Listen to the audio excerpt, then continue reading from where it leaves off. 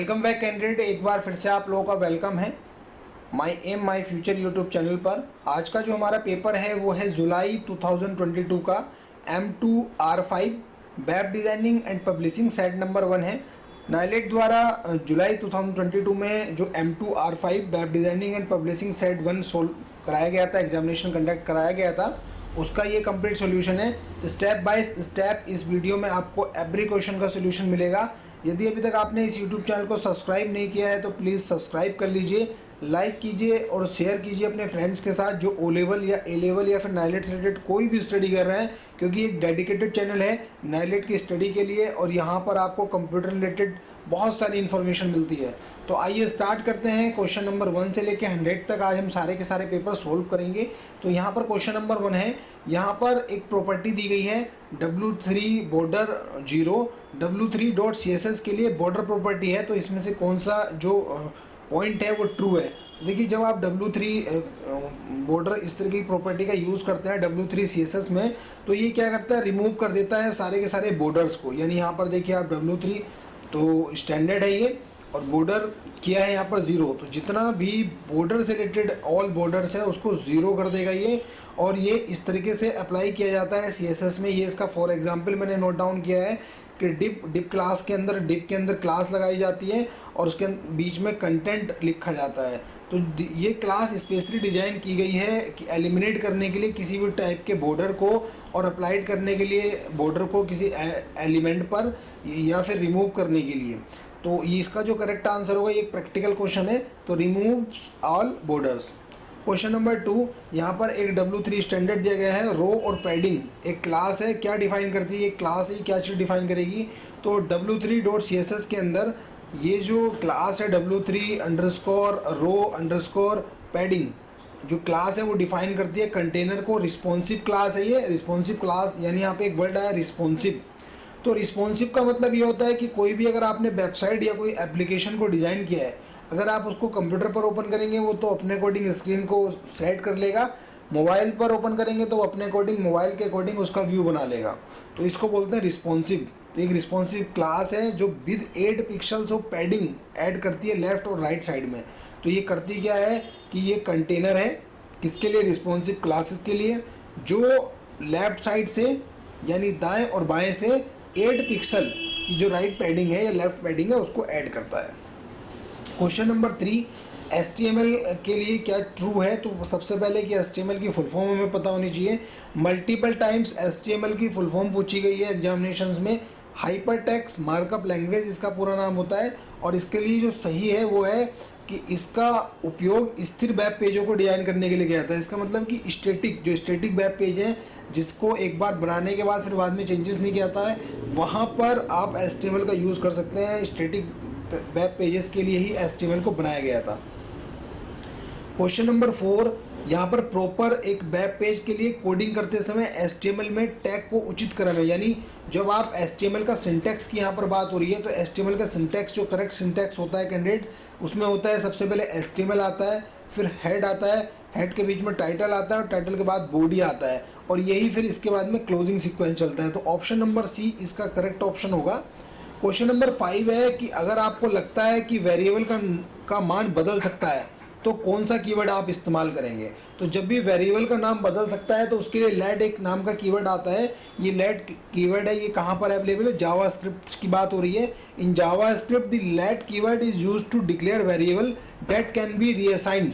यानी यहाँ पर आपको वेरिएबल को रीअसाइन यानी दोबारा से उसकी वैल्यूज़ को देना है, चेंज करना है एग्जीक्यूशन टाइम पर, तो वहाँ पर आप लेट नाम से कीवर्ड को डिफाइन करते हैं, अदरवाइज आप वेर नाम से कीवर्ड को डिफाइन करते हैं। तो वैल्यू जब चेंज करने की बात है तो late, otherwise where. Question number 6, CSS में आपकी सामग्री की 2 पंक्तियों के बीच का अंतर निम्न द्वारा निर्धारित किया जाता है। तो अगर CSS की हम बात कर रहे हैं और आपकी 2 लाइन है, तो उन 2 लाइनों की प्रॉपर्टीज़, उनके जो बीच में प्रॉपर्टीज़ होगी उसको बोलते हैं लाइन हाइट प्रॉपर्टी। यानी लाइन हाइट प्रॉपर्टी होती है जिसके द्वारा आप जो है दो लाइन के बीच में कंटेंट के बीच में डिफरेंस का निर्धारण करते हैं। क्वेश्चन नंबर 7 यहाँ पर दिया गया है और पूछा गया है कि ऊपर की लाइन में हैश क्या डिफाइन करता है। तो यहाँ पर हैश देखिए, ये क्या है, ये एक आईडी है। तो कैंडिडेट ये एक टैग आईडी है, जब भी हैश लगेगा किसी के आगे और उसके आगे कोई नाम लिखा होगा और विदाउट स्पेसिंग के होगा, तो यहाँ पर ये CSS में होता क्या है कि इसको बोलते हैं एन ID टैग। तो ID टैग इसका करेक्ट आंसर होगा। Question number 8, world wide web क्या है? तो वर्ल्ड वाइड वेब क्या है? तो वर्ल्ड वाइड वेब है कि इंटरनेट पर उपलब्ध इंटरकनेक्टेड वेब पेजों के लिए सिस्टम है, यानी सिस्टम फॉर इंटरकनेक्टेड, यानी वेब पेजेस हैं बहुत सारे, उनको आपस में जोड़ा गया है, इसी को बोलते हैं वर्ल्ड वाइड वेब या फिर WWW, ट्रिपल डब्ल्यू बोला जाता है। और कभी कभार ट्रिपल डब्ल्यू की इसकी फुल फॉर्म भी पूछी जाती है, world wide web. Question number 9 है कि निम्नलिखित HTML टैग का उपयोग इंटरनल CSS घोषित करने के लिए किया जाता है। तो देखिए, जो इंटरनल CSS होती है, तो इंटरनल CSS को जब भी आप अपनी HTML की या फिर जो आप प्रोजेक्ट बना रहे हैं उसकी फाइल में जब आप लगाते हैं तो उसके लिए आपको स्टाइल टैग का यूज़ करना होता है, और एक्सटर्नल CSS के लिए लिंक टैग का यूज़ करना होता है। तो ये आपको ध्यान रखना है कि जब इंटरनल की यहाँ पर बात हो रही है कैंडिडेट, तो यहाँ पर स्टाइल का यूज़ किया जाएगा, और जब एक्सटर्नल की बात होगी तो वहाँ पर लिंक टैग का यूज़ किया जाएगा। क्वेश्चन नंबर 10 यहाँ पर है कि निम्नलिखित में से किस प्रकार का वेरिएबल केवल एक फंक्शन के भीतर दिखाई देता है? तो देखिए, जब भी हम फंक्शन के इंटरनल की बात करेंगे, अंदर की बात करेंगे, तो वो होगा लोकल वेरिएबल, और फंक्शन के बाहर की अगर बात हो रही है तो वो होगा ग्लोबल वेरिएबल। ये बहुत इंपॉर्टेंट क्वेश्चन है, मल्टीपल टाइम्स ये पूछा भी गया है कि जो वेरिएबल के अंदर का होगा उसको बोलेंगे लोकल वेरिएबल, और जो वेरिएबल के बाहर का होगा उसको बोलेंगे ग्लोबल वेरिएबल। फंक्शंस के बाहर ग्लोबल और फंक्शन के अंदर जिसका स्कोप रहेगा उसको बोलेंगे लोकल। क्वेश्चन नंबर 11, CSS में गणना की अनुमति देने वाला फंक्शन को है? तो देखिए, CSS में अगर आपको कैलकुलेशन परफॉर्म करनी है तो कैलकुलेशन के लिए जो होता है वो होता है CALC फंक्शन का यूज़ किया जाता है अगर आपको कैलकुलेशन परफॉर्म करना है।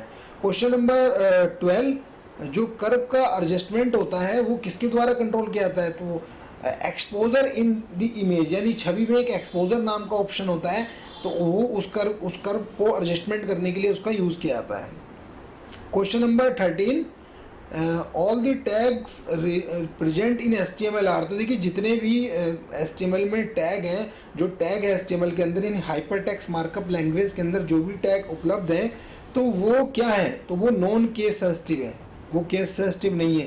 केस सेंसिटिव का मतलब होता है कि अगर कोई आपने कैपिटल A लिखा है तो सब जगह कैपिटल A ही लिखा जाएगा, और अगर स्मॉल a लिखा है कैंडिडेट तो सब जगह स्मॉल a ही लिखा जाएगा। क्वेश्चन नंबर 14, निम्नलिखित में से कौन सी प्रोग्रामिंग भाषाएं बैक एंड प्रयोजन के लिए उपयोग की जाती है? देखिए, तो बैक एंड का मतलब होता है कि बैक एंड में जो कोडिंग की जाती है, तो इसमें से कौन सी प्रोग्रामिंग भाषा है जो बैक एंड में यूज होती है, बैक एंड पर्पस? तो बैक एंड पर्पस के लिए C# है, रूबी है, जियोलैंग है। तो ये सारी की सारी लैंग्वेजेस है, जावा है, पाइथन है, C है, C++ है। तो ये सारी की सारी जो लैंग्वेजेस है कैंडिडेट, ये बैक एंड की लैंग्वेजेस हैं। क्वेश्चन नंबर 15, CSS में किसी एलिमेंट का बैकग्राउंड कलर बदलने के लिए इस्तेमाल किया जाने वाला एट्रीब्यूट? देखिए, CSS में, यानी CSS की फुल फॉर्म भी काफ़ी बार पूछी गई है, कास्केडिंग स्टाइल शीट इसको बोलते हैं। और इसमें अगर आपको बैकग्राउंड चेंज करना है, किसी का कलर बैकग्राउंड चेंज करना है, तो आपको बैकग्राउंड अंडरस्कोर कलर का यूज़ करना होगा। ये एक इसके अंदर एट्रीब्यूट है। क्वेश्चन नंबर 16, निम्नलिखित में से कौन W3 कंटेनर वर्क से संबंधित नहीं है? तो कंटेनर वर्क से संबंधित नहीं है, कंटेनर का मतलब जिसके अंदर और चीज़ें भी रखी जाती हैं। तो गेट एक जो कंटेनर होता है वो इससे संबंधित नहीं है। सेक्शन के अंदर भी जो है चीज़ें आती हैं, ब्लॉक क्योटो के अंदर भी आती हैं, हेडर के अंदर भी आती हैं। क्वेश्चन नंबर 33 यहाँ पर है, क्वेश्चन नंबर 17 यहाँ पर है, W3 बॉर्डर, W3.css तालिकाओं के लिए उपयोग किए जाने वाले वर्ग में से एक है जो परिभाषित करता है। तो ये W3 बॉर्डर क्या परिभाषित करता है? तो W3 बॉर्डर परिभाषित करता है, यानी डिफाइन करता है W3 बॉर्डर W3.css टेबल के अंदर वो बॉर्डर्स लाइंस को डिफाइन करता है, तो बॉर्डर की लाइन को डिफाइन करता है। क्वेश्चन नंबर 18, निम्नलिखित में से कौन सी से फ्री वेब ब्राउजर है? तो फ्री वेब ब्राउजर कौन सा है? देखिए, ओपेरा भी फ्री है, मोजिला भी फ्री है, ब्रेव भी फ्री है, तो सारे के सारे क्या है? ये एक फ्री वेब ब्राउजर है कैंडिडेट। क्वेश्चन नंबर 19 यहाँ पे पूछा गया है कि निम्नलिखित में से किस सेलेक्टर का उपयोग उन एलिमेंट का चयन करने के लिए किया जाता है जिनकी एट्रीब्यूट वैल्यू एक निर्दिष्ट वैल्यू के साथ समाप्त होती है। तो देखिए ये निर्दिष्ट का मतलब होता है किसी स्पेसिफाइड वैल्यू, कोई स्पेसिफाइड वैल्यू के लिए कोई समाप्त होती है तो किस सेलेक्टर का यूज़ करेंगे, तो वो होगा एट्रीब्यूट, और उसके बाद में डॉलर का सिंबल होगा और इक्वल होगी वैल्यू। क्वेश्चन नंबर 20 बहुत इंपॉर्टेंट क्वेश्चन है, मल्टीपल एग्जामिनेशंस में मैंने इसको देखा है। तो दिस इज ए, तो दिस इज क्या है, कीवर्ड है, ठीक है। जावास्क्रिप्ट के अंदर दिस इज एक कीवर्ड है, दिस ओनली कीवर्ड है, इज नहीं है, दिस एक कीवर्ड है जो करंट ऑब्जेक्ट को बताता है। क्वेश्चन नंबर 21 एंगुलर जेएस में निम्न का उपयोग करके एक मॉडल को बनाया जा सकता है। तो देखिए एंगुलर जेएस में जब आप एंगुलर जेएस में कोड लिखते हैं तो वहाँ पर एंगुलर डॉट मॉड्यूल लिखते हैं, तब जाके वो समझता है, हमारा इंटरप्रेटर जो होता है कि ये ब्राउज़र समझता है कि जो ये कोड है वो एंगुलर डॉट मॉड्यूल में है। तो इसका करेक्ट आंसर डी होगा। Question number 22 the protocol HTTP work on which port. देखिए एचटीटीपी प्रोटोकॉल जो है 80 नंबर पोर्ट पर वर्क करती है और सारे के सारे पोर्ट बहुत इंपॉर्टेंट हैं नाइलेट के एग्जामिनेशन की दृष्टि से। तो आपको ये ध्यान रखना है कि पोर्ट नंबर 20 किसके लिए यूज़ होता है, एफटीपी फाइल ट्रांसफ़र प्रोटोकॉल के लिए। पोर्ट नंबर 80 एचटीटीपी यानी हाइपर टेक्स्ट ट्रांसफ़र प्रोटोकॉल के लिए यूज़ होता है। पोर्ट नंबर 21 एफटीपी यानी फाइल ट्रांसफ़र प्रोटोकॉल कंट्रोल के लिए होता है, एफटीपी कंट्रोल। और पोर्ट नंबर 443 एचटीटीपीएस के लिए होता है यानी hyper text transfer protocol secure, यानी सिक्योर वेब ट्रैफिक के लिए यूज़ होता है। तो चारों जो पोर्ट हैं ये मल्टीपल टाइम्स आपके पूछे जाएंगे, तो पूछे आते हैं तो आप इजीली इसको बता सकते हैं। जावास्क्रिप्ट में अलर्ट फंक्शन का क्या उपयोग है, ये क्वेश्चन पूछा गया है। तो जावास्क्रिप्ट में अलर्ट फंक्शन का जो यूज़ है वो है कि to display a virtual alert box. बिल्कुल सही बात है, ये एक वर्चुअल अलर्ट बॉक्स आपको दिखाई देता है। और सी ऑप्शन है दी टू इवेल्यूएट द एक्सप्रेशन, जब किसी एक्सप्रेशन का आपको मूल्यांकन करना होता है, इवोल्यूशन करना होता है, तो वहाँ पर भी इसका यूज़ किया जाता है। तो ये दोनों ही ऑप्शन सही है, इसलिए both A and B answer इसका करेक्ट होगा। क्वेश्चन नंबर 24 CSS वेरिएबल के मूल्यों को जोड़ने का कार्य कहलाता है। तो देखिए जब CSS में आप इंसर्ट करते हैं कोई वैल्यूज़, तो उसमें किसके थ्रू करते हैं, वेर फंक्शन के द्वारा इसको किया जाता है, ठीक है। ये फंक्शन यूज़ होता है जो आपको CSS में वैल्यू को इंसर्ट करना होता है। क्वेश्चन नंबर 25 CSS में एक प्रकार के कॉम्बिनेटर है। तो कॉम्बिनेटर देखिए क्या है, तो सारे के सारे कॉम्बिनेटर हैं, ये ग्रेटर दैन है, प्लस है, ट्रिल है। तो कॉम्बिनेटर सिंबल जो होते हैं CSS में उनको रिलेशनशिप के लिए यूज़ होती है। किस चीज़ के, एलिमेंट, जो एलिमेंट होते हैं A से B की रिलेशनशिप बताएंगे, B से C की रिलेशनशिप, जो भी वेरिएबल है या एलिमेंट है उनके बीच में जो भी हमारा कॉम्बिनेटर है सिंबल है वो यूज़ होगा। क्वेश्चन नंबर 26 में देखिए पूछा गया है कि कोड की उपरोक्त पंक्ति में ऑल्ट एट्रीब्यूट का उपयोग क्या है। देखिए यहाँ पर एक कोड दिया गया है, यानी एक इमेज टैग का यूज़ किया गया है, IMG टैग का यूज़ किया गया है, उसमें SRC दिया गया है, लिंक दिया गया है, क्लास दी गई है और यहाँ पर ऑल्ट ALT का यूज़ किया है। तो इसका क्या मतलब होता है, तो इसका मतलब ये होता है कैंडिडेट यदि छवि प्रदर्शित नहीं होगी, मान लीजिए आपने ये इमेज लगाई है XYZ नाम की अपने वेब ब्राउज़र में, और जब आप उसको रन करेंगे और वो इमेज किसी टेक्निकल इश्यूज़ के कारण वहाँ पर आपको शो नहीं हो रही है, तो उस केस में क्या होगा कैंडिडेट, ये ऑल्ट नाम का ALPS डिस्प्ले होगा, तो वैकल्पिक पार्ट निर्देशित होगा। तो क्या होगा, वो टैक्स यहाँ पर ये टैक्स वहाँ पर रिप्रेजेंट होगा। Question number 27 which of the following is true for HTTP protocol. तो देखिए HTTP प्रोटोकॉल के बारे में क्या चीज़ सही है, पहले तो ये बहुत ज़रूरी है। दूसरी क्वेश्चन इसमें ये भी बन सकता है, बनता भी है कि HTTP का पूरा नाम क्या है। तो HTTP का पूरा नाम कैंडिडेट होता है हाइपर टेक्स्ट ट्रांसफ़र प्रोटोकॉल, और ये क्या है कि स्टेटलेस प्रोटोकॉल है। स्टेटलेस का मतलब क्या है कि स्टेटलेस का मतलब किसकी स्टेट की रिक्वायरमेंट नहीं होती है। क्वेश्चन नंबर 28 किसी छवि में नई परतें हमेशा निम्नलिखित में जोड़ी जाती हैं। तो जो न्यू लेयर, जो आपकी इमेजेस होती है वो कहाँ पर ऐड होती है, टॉप ऑफ द स्टैक के ऊपर, सबसे ऊपर जोड़ी जाती है। और स्टैक किस पर वर्क करता है, स्टैक करता है कंसर्ट पर, लीफो पर, लास्ट इन फर्स्ट आउट, यानी जो आखिरी में आएगा वो पहले जाएगा। Question number 29 HTML iframe tag क्या डिफाइन करता है या स्पेसिफिक है किसके लिए, तो एन इनलाइन फ्रेम है, ये एक इनलाइन फ्रेम है HTML जो iframe है। क्वेश्चन नंबर 30, निम्न में से कौन फोटोशॉप में सिलेक्शन टूल नहीं है? देखिए सिलेक्शन टूल कौन सा नहीं है फोटोशॉप, ये प्रैक्टिकल एक क्वेश्चन है। तो मार्क्यू है, लेजो है, ग्रो है, बट रिवर्स नाम का कोई भी फोटोशॉप के अंदर सिलेक्शन टूल नहीं है कैंडिडेट। क्वेश्चन नंबर 31, यूआरएल की फुल फॉर्म यहाँ पर आपसे पूछी गई है इस क्वेश्चन में, तो यूनिफॉर्म रिसोर्स लोकेटर। यही क्वेश्चन जो है M1R5 में पूछा गया था। बिजनेस जो आपका पेपर होता है M1R5 कोड का पेपर होता है, फर्स्ट पेपर जो होता है, उसमें यूआरएल की फुल फॉर्म भी मल्टीपल टाइम्स पूछी गई है। क्वेश्चन नंबर 32, निम्नलिखित टैगों में से किसका दूसरा नाम रूट एलिमेंट है? तो आपको ये बताना है कि इसमें से किसका नाम दूसरा रूट एलिमेंट है, तो वो है HTML को ही रूट एलिमेंट बोलते हैं। हाइपरटेक्स्ट मार्कअप लैंग्वेज के टैग को ही रूट एलिमेंट के नाम से जाना जाता है। क्वेश्चन नंबर 33, सबलाइन टेक्स्ट एडिटर में निम्नलिखित में से कौन से इंडेंटेशन विकल्प जो है उपलब्ध है? तो देखिए जो सबलाइन टेक्स्ट एडिटर है, जैसे नोटपैड प्लस प्लस है, इसी तरीके से क्या है सबलाइम है, तो इसमें क्या चीज़ विकल्प उपलब्ध है? तो इंडेंट उपलब्ध है, उसमें अनइंडेंट उपलब्ध है, री इंडेंट उपलब्ध है, तो सारे के सारे ऑप्शंस वहाँ पर अवेलेबल है। क्वेश्चन नंबर 34, एंगुलर JS को किसने डेवलप किया है और उसको कौन फॉलो करता है? क्या कौन सा मॉडल फॉलो करता है वो?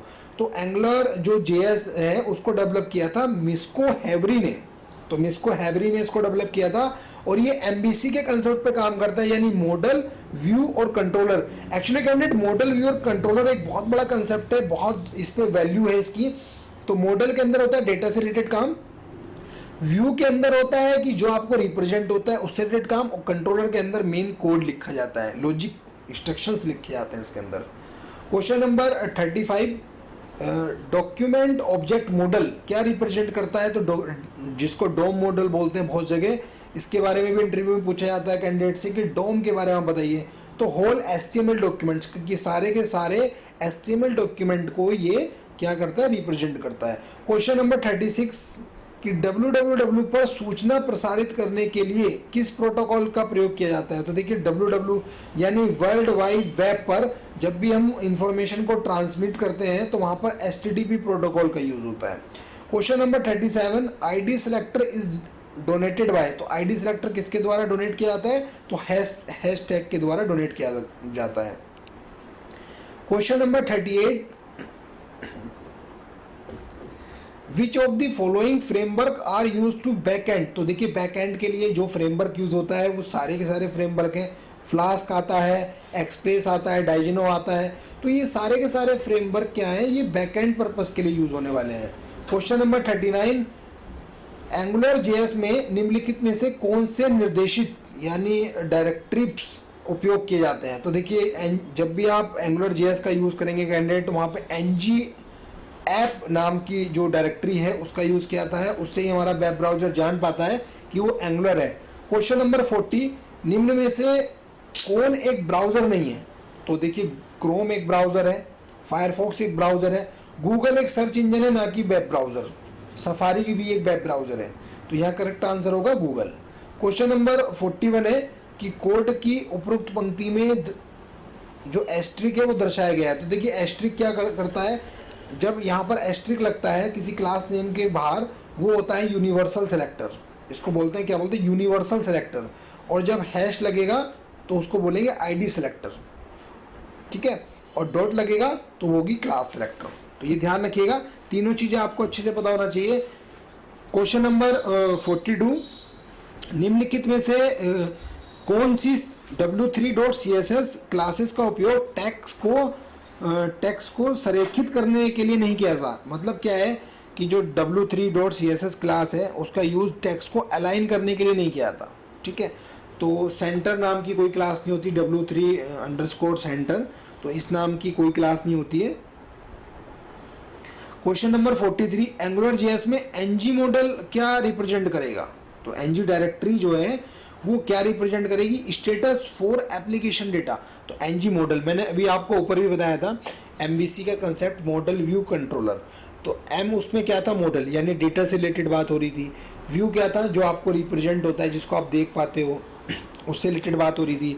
और वहाँ पर C क्या था, लॉजिकल से रिलेटेड बात हो रही थी, लॉजिक जो लिखा जाता है। तो यहाँ पर बात अभी यही आई है कि जो ng मॉडल है वो क्या रिप्रेजेंट करेगा, वो एप्लीकेशन एप्लीकेशन डेटा के लिए रिप्रेजेंट करेगा, स्टेटस उसका रिप्रेजेंट करेगा।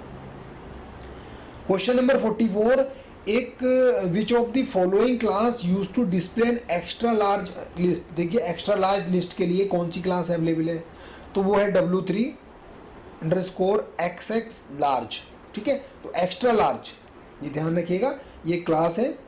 Question number 45, HSL in CSS stand for. देखिए CSS के अंदर जो कास्केडिंग स्टाइल सीट है उसमें HSL की फुल फॉर्म पूछी गई है, तो ह्यू सैचुरेशन लाइटनेस, इसको फुल फॉर्म इसकी ये होती है।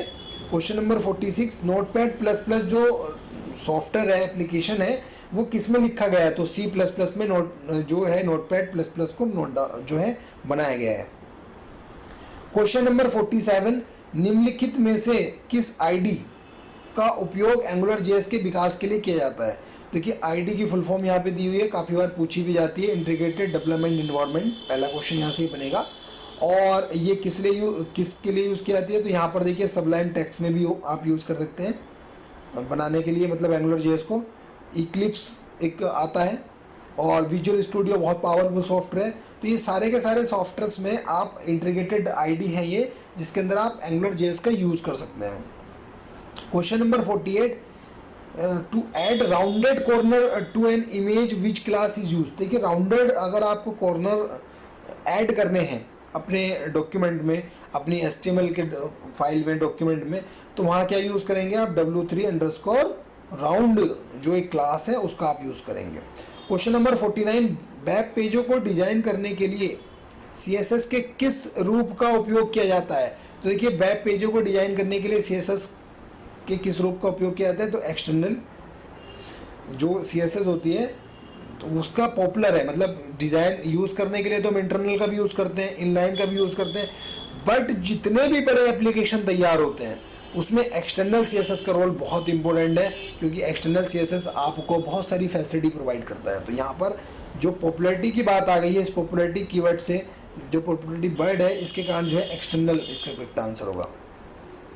क्वेश्चन नंबर 50, आकार बदलने के लिए किस उपकरण का उपयोग किया जाता है। तो देखिए आकार बदलने के लिए in the order to change the shape, यानी शेप का आकार बदलने के लिए किस टूल का यूज़ करेंगे, फ्री ट्रांसफॉर्म टूल्स एक आता है, उसका आप यूज़ कर सकते हैं। Question number 51, how to change the text size in CSS। अगर आपको टेक्स्ट का साइज चेंज करना है तो वहाँ पर कौन सी क्लास लगेगी, फॉन्ट साइज एक क्लास होती है जिसके द्वारा आप क्या कर सकते हैं, क्लास को चेंज कर सकते हैं। Question number 52, which of the following is not a search engine. तो इसमें से कौन सा सर्च इंजन नहीं है, तो सफारी एक सर्च इंजन नहीं है, अभी ये क्वेश्चन ऊपर भी आया था। सफारी एक वेब ब्राउज़र है, याहू एक सर्च इंजन है, गूगल एक सर्च इंजन है और डुक गो भी एक सर्च इंजन है। सफारी एक सर्च इंजन नहीं है, ये एक क्या है, ये एक वेब ब्राउज़र है जो डेवलप किया है किसने, एप्पल ने इसको डेवलप किया है। क्वेश्चन नंबर 53, W3.CSS में S3 क्लास क्या डिफाइन करता है। तो S3 क्लास का मतलब है, जब भी आप S3 क्लास लाएंगे इसका मतलब है 3 of 12 कॉलम। बड़ी स्क्रीनों में जो एक्चुअली क्या होता है कि ये 12 कॉलम्स होते हैं, उसमें 3-3 के कॉलम डिवाइड हो जाते हैं।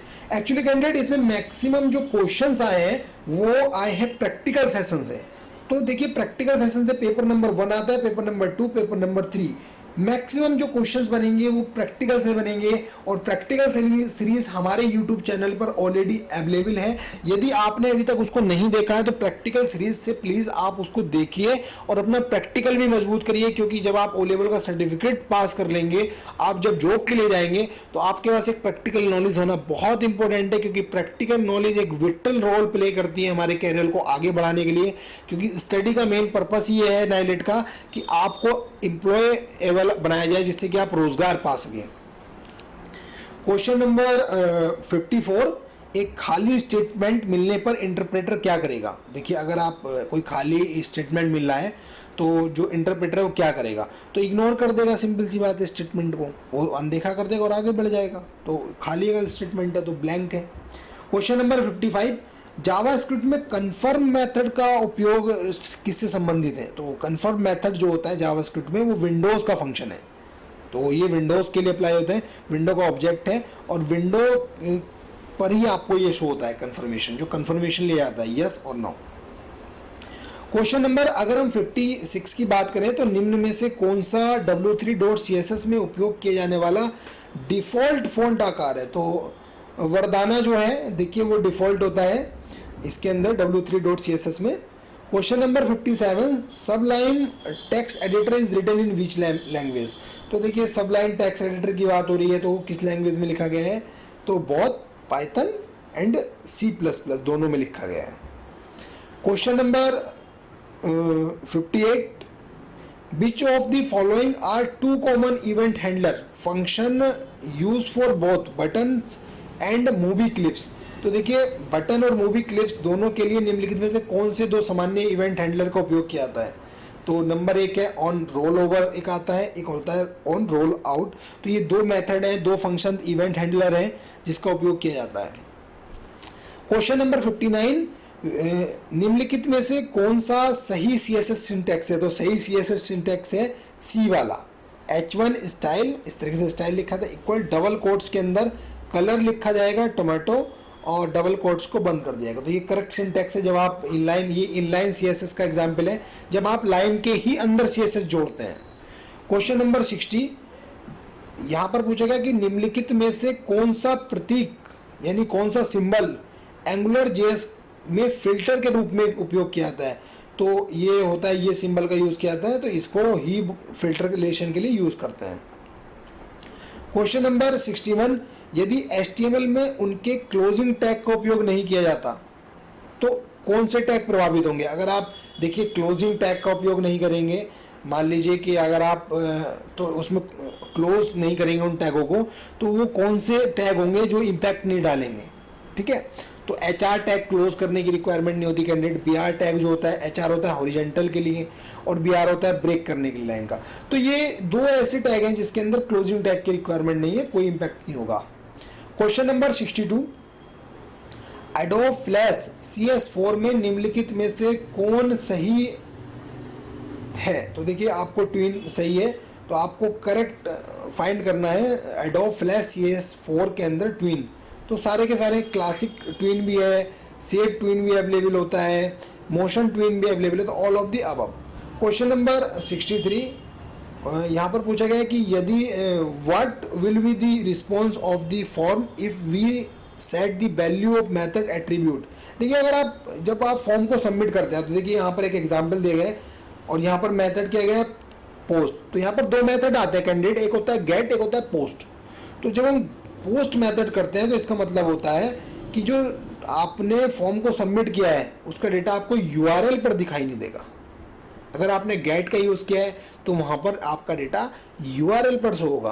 तो जो URL की फुल फॉर्म भी पूछी जाती है कई बार, तो यूनिफॉर्म रिसोर्स लोकेटर इसका पूरा नाम होता है। Question number 64 which of the following is used to specify the transparency of an element is in CSS। तो देखिए ट्रांसपेरेंसी के लिए CSS में कौन सी जो है प्रॉपर्टी या फिर एलिमेंट का यूज़ किया जाता है। तो ओपासिटी, एक ओपासिटी जो है ये ट्रांसपेरेंट करती है। अगर आप किसी कलर पे ओपासिटी लगाएंगे तो कोई कलर हल्का भी दिखाई देगा और जब ओपासिटी बढ़ाएंगे तो वो डार्क हो जाएगा। क्वेश्चन नंबर 65 यहाँ पर इस ऑपरेटर के बारे में पूछा गया है। तो ये bitwise right shift with zero है। ये ऑपरेटर का पूरा नाम क्या होता है, bitwise right shift with zero, यानी ट्रिपल बार अगर आपका ग्रेटर देन लगा है तो ये जो हमारा CSS में होता है या फिर और भी प्रोग्रामिंग लैंग्वेज में होता है तो इसको बोलते हैं bitwise right shift with zero. Question number अगर हम 66 की बात करें तो सबलाइन टेक्स्ट एडिटर निम्नलिखित में से किस ऑपरेटिंग सिस्टम के अनुरूप है। देखिए जो सबलाइन टेक्स्ट एडिटर है ये सारे के सारे ऑपरेटिंग सिस्टम पर चलता है, चाहे वो विंडोज़ हो, लिनक्स हो, मैक हो, तो ये सारे के सारे जो है उस पर ऑपरेट होता है। तो ये ध्यान रखना है कैंडिडेट कि जो सबलाइन टेक्स्ट एडिटर है ये सभी के लिए वर्क करता है बिल्कुल। और यहाँ पर क्वेश्चन नंबर अगर हम 67 की बात करें तो एक्सटर्नल CSS को लिंक करने के लिए आप किस टैग का यूज़ करते हैं। तो ये क्वेश्चन नंबर 3 या 4 में मैंने भी ऊपर ही आपको बताया था कि CSS 3 टाइप की होती है, इंटरनल, एक्सटर्नल और इनलाइन। जब आप एक्सटर्नल CSS का यूज़ करते हैं तो उसके लिए आपको लिंक टैग का यूज़ करना होता है। क्वेश्चन नंबर 68 निम्नलिखित में से किसने प्रारंभ में इंटरनेट विकास का समर्थन किया था।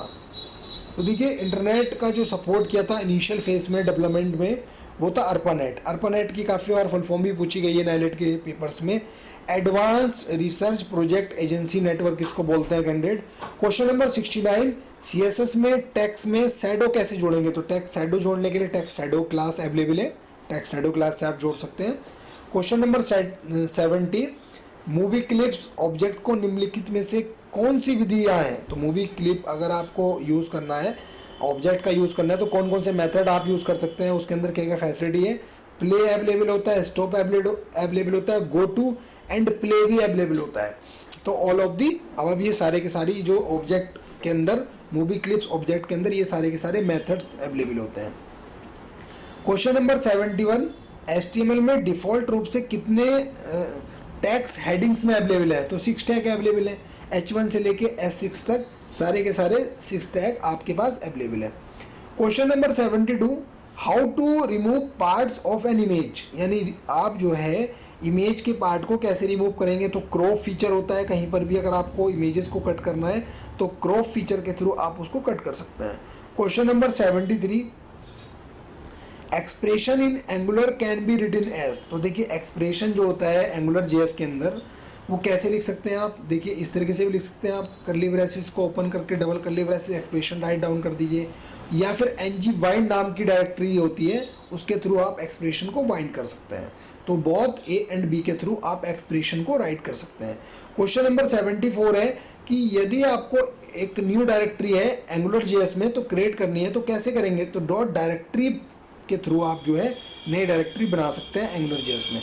क्वेश्चन नंबर 75, यहाँ पर HTML का फुल फॉर्म पूछा गया है। देखिए HTML, HGML, XHTML, DHTML, इन सब की फुल फॉर्म आपको बहुत अच्छे से कैंडिडेट तैयार होनी चाहिए। तो HTML का जो पूरा नाम होता है स्टैंडर्ड जनरलाइज मार्कअप लैंग्वेज इसको बोलते हैं।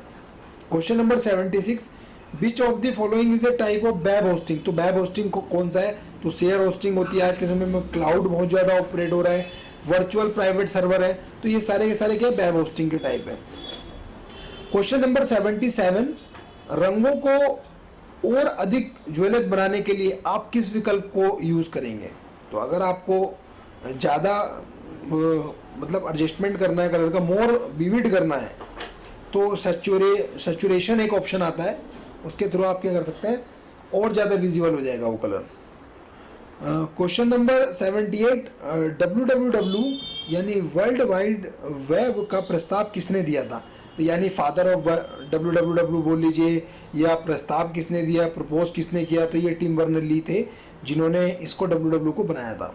क्वेश्चन नंबर 79 क्या है कि W3H कलर जो क्लास है ये क्या डिफाइन करेगी? तो ये डिफाइन करती है कि जब भी आप किसी HTML एलिमेंट के कलर को डिफाइन करेगी, कैसे करेगी? जब उस टेक्स्ट पर आप माउस लेके जाएंगे तो उसका कलर चेंज हो जाएगा, तो ये क्लास डिफाइन करेगी। Question number 80, in which of the following way you can insert A script, देखिए स्क्रिप्ट टैग को अगर आपको डालना है तो आप कहाँ पर डाल सकते हैं? स्क्रिप्ट टैग का यूज़ क्या होता है पहले तो आपको ये पता होना चाहिए। जब भी हमें अपनी HTML की फाइल में आपको जावास्क्रिप्ट नोट डाउन करना है, जावास्क्रिप्ट का कोड नोट डाउन करना है, स्टैटिक वेबसाइट बन सकती है HTML से, उसको डायनेमिक बनाना है, उस पर कुछ फंक्शनलिटी परफॉर्म करनी है तो स्क्रिप्ट टैग के थ्रू आप डाल सकते हैं। तो जावास्क्रिप्ट को इन्बिल्ड करने के लिए स्क्रिप्ट टैग का यूज़ होता है। वो कहाँ पर लग सकता है? वो कहीं पर भी आप लगा सकते हैं, बॉडी के अंदर भी, हेड के अंदर भी, या हेड सेक्शन में उसका एक्सटर्नल भी बना सकते हैं। क्वेश्चन नंबर 81, CSS में निम्नलिखित में से कौन विभिन्न प्रकार के ग्रेडियंट हैं? तो देखिए ये है all of the above, linear है, कोनिक है, रेडियल है, और ग्रेडियंट क्या होते हैं कि जो स्मूथ ट्रांजिशन आपको शो कराते हैं दो या दो से अधिक कलर के बीच में। देखिए यहाँ पर ये मैंने ग्रेडियंट का एक वो भी दिया है, एक इमेज भी दी है, यही कलर है। जब ये ग्रेडियंट कम हुआ तो ये हल्का येलो सा शो होने लगा, यही कलर है कि जब इसमें ग्रेडियंट बढ़ा तो ये एक ऑरेंज टाइप का होने लगा कलर। क्वेश्चन नंबर 82, W3.CSS की कौन सी प्रॉपर्टी एक रिस्पॉन्सिव या अधिकतम आकार तक सीमित करती है? तो अगर हमें मैक्सिमम रिस्पॉन्सिव किसी चीज़ को बनाना है तो वो है max colon width property.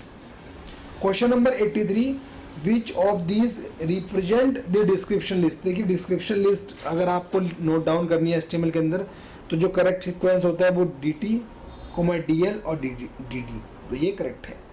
Question number 84, w3.css एक मानक CSS है, यानी एक स्टैंडर्ड CSS है।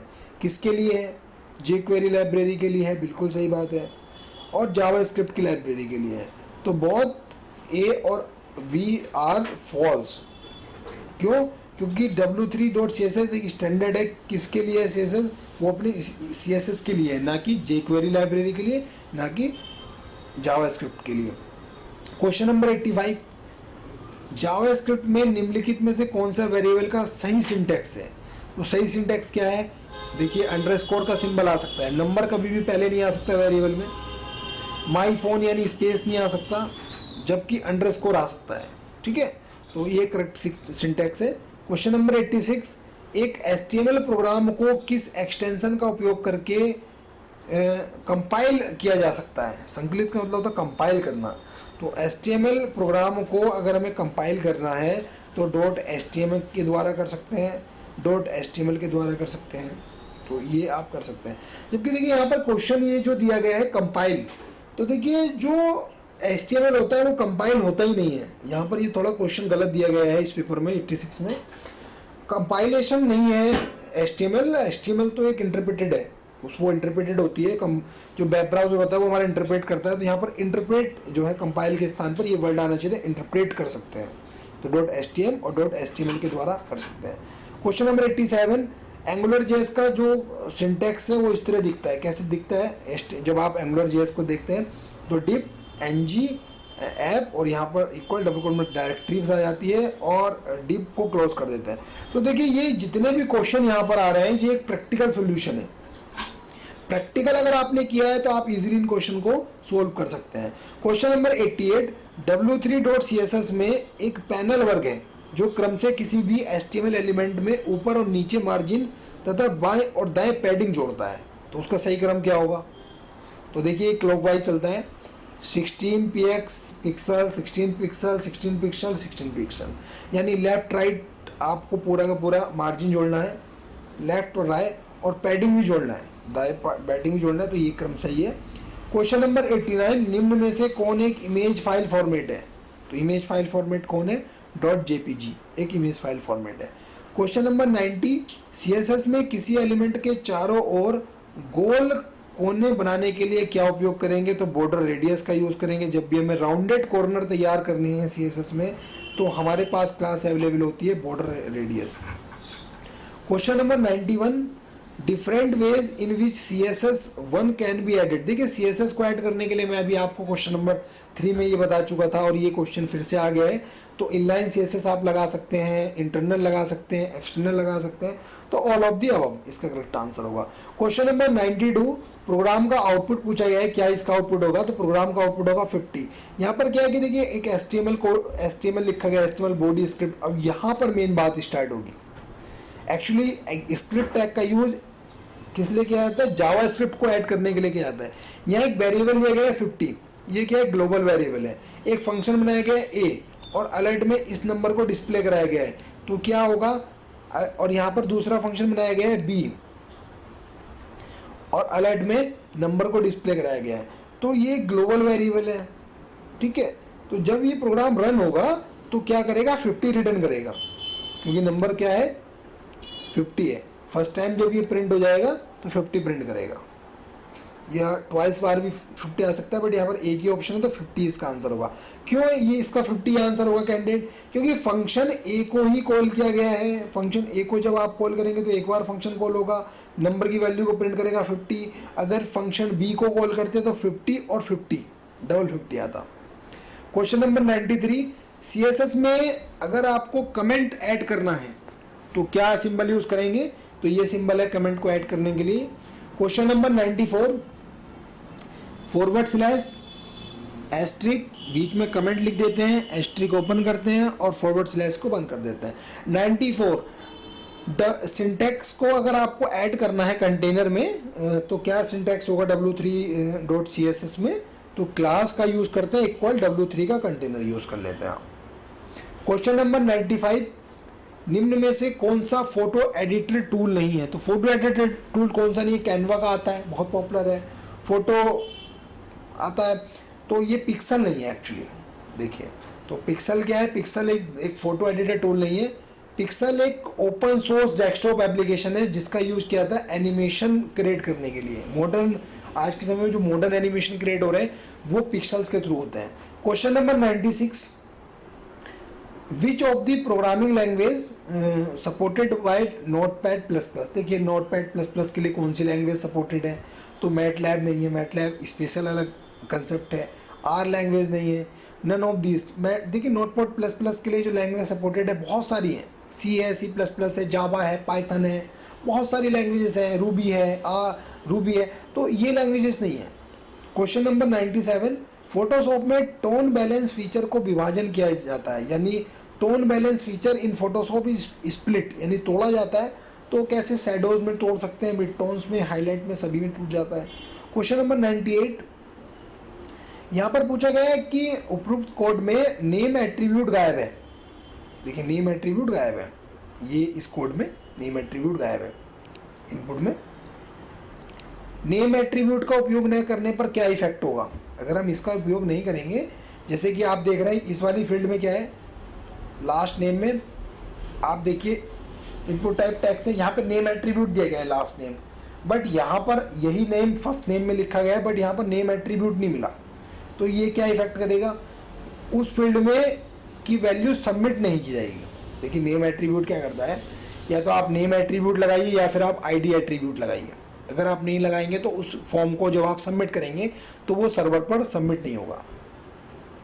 क्वेश्चन नंबर 99, यदि हम फॉर्म एलिमेंट में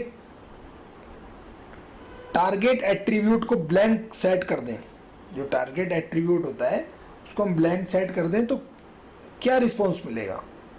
तो रिस्पॉन्स ये मिलेगा कि जो प्रतिक्रिया एक नई विंडो या टैब में प्रदर्शित होगी, जो आपका रिस्पॉन्स होगा अगर आप ब्लैंक अंडरस्कोर ब्लैंक कर देते हैं तो होता क्या है?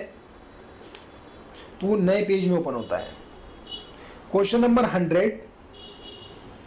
एक्चुअली कैंडिडेट मैं यहाँ पर आपको एक बात क्लियर कर देता हूँ, काफ़ी सारी जगह हो सकता है मैंने वीडियो में ये अंडरस्कोर को ऊपर हाइपन को अंडरस्कोर बोला हो, तो वहाँ आपको ध्यान रखना है कि अगर बीच में लगा हुआ है तो वो हाइपन है और यहाँ पर जो लगा हुआ है नीचे वो अंडरस्कोर है।